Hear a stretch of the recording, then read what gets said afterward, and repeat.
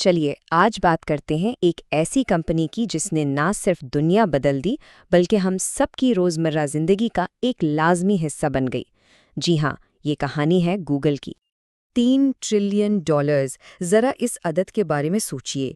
सितंबर 2025 में गूगल की जो पेरेंट कंपनी है अल्फ़ाबेट, उसकी मार्केट वैल्यू यहाँ तक जा पहुंची। ये रकम इतनी बड़ी है कि दुनिया के कई मुल्कों की मजमूई मईशत से भी ज़्यादा है। और उसका असर देखिए, कंपनी इतनी बाअसर हो गई कि लफ्ज़ गूगल अब एक फेल बन चुका है। डिक्शनरी में इसे शामिल कर लिया गया है।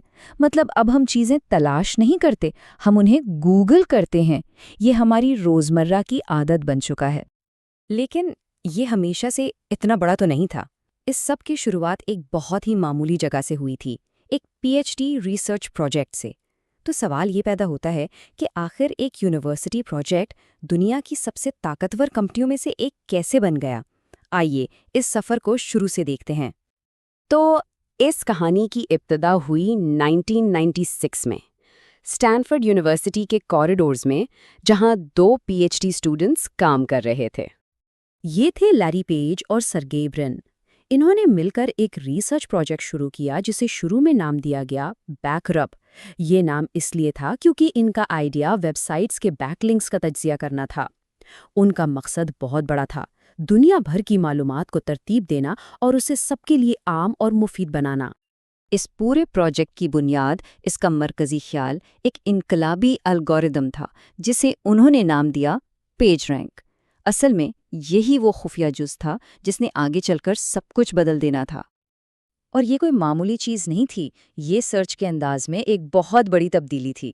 देखें, उस वक्त के जो पुराने सर्च इंजन थे वो बस ये गिनते थे कि सर्च किया गया लफ्ज़ किसी पेज पर कितनी बार आया है। क्वालिटी से ज़्यादा क्वांटिटी पर जोर था। लेकिन पेज रैंक बिल्कुल अलग था। इसने पेजेस के दरमियान लिंक्स का तज्जिया किया, ये समझने के लिए कि कौन सा पेज कितना अहम है। यहाँ क्वालिटी और मुताबिकत ही सब कुछ थी। बाद में उन्होंने उसका नाम बदलकर गूगल रख दिया। ये एक दिलचस्प कहानी है। असल में ये लफ्ज़ गोगोल की एक आम सी गलत हिज्जा है, और गोगोल का मतलब है एक के आगे 100 सिफर। एक इतने बड़े मिशन के लिए इससे बेहतर नाम और क्या हो सकता था, जहां मकसद ही दुनिया की बेशुमार मालूमात को एक जगह करना हो। तो आइडिया तो ज़बरदस्त था, नाम भी फाइनल हो गया। लेकिन अब इस शानदार ख्याल को एक असल कंपनी की शक्ल कैसे दी गई? चलिए अब इस सफ़र को देखते हैं, गैराज से आईपीओ तक। सबसे पहली सरमायाकारी सन माइक्रो सिस्टम के शरीक बानी एंडी बैटलशॉम की तरफ से आई। पूरे $1 लाख का चेक। और कंपनी का पहला दफ्तर कोई फैंसी बिल्डिंग नहीं, बल्कि उनकी दोस्त सूजन वजीस्की का गैराज। बिल्कुल एक क्लासिक सिलिकॉन वैली स्टार्टअप कहानी की तरह। और उनका पहला मुलाजिम भी उन्हीं का एक साथी पीएचडी स्टूडेंट क्रेग सिल्वरस्टीन था। और उसके बाद कंपनी की रफ्तार बस देखते ही देखते बढ़ती चली गई। सोचिए ज़रा, 1996 में स्टैनफोर्ड में एक प्रोजेक्ट शुरू हुआ, 1998 में पहली सरमायाकारी मिली, और सिर्फ 6 साल बाद 2004 में गूगल एक पब्लिक कंपनी बन गई जिसकी मार्केट कैप $23 बिलियन से ज़्यादा थी। फिर 2006 में उन्होंने यूट्यूब को $1.65 बिलियन में खरीद लिया। एक दहाई से भी कम अरसे में एक प्रोजेक्ट से एक आलमी देव तक का सफ़र। आईपीओ के बाद तो जैसे गूगल के पर निकल आए। अब इनका मकसद सिर्फ सर्च तक महदूद नहीं रहा था, बल्कि इससे कहीं आगे जा चुका था। कंपनी ने तेज़ी से ऐसी मसनूआत लॉन्च करना या खरीदना शुरू की जो आज हमारी ज़िंदगी का हिस्सा हैं। एंड्रॉयड, जो शायद इस वक्त आपके हाथ में हो, क्रोम ब्राउज़र जिससे हम इंटरनेट देखते हैं, फिर Google maps, Gmail, Google drive, Google photos, ये सब मिलकर एक इतना मजबूत इकोसिस्टम बनाते हैं कि इससे बाहर रहना अब लगभग नामुमकिन सा लगता है।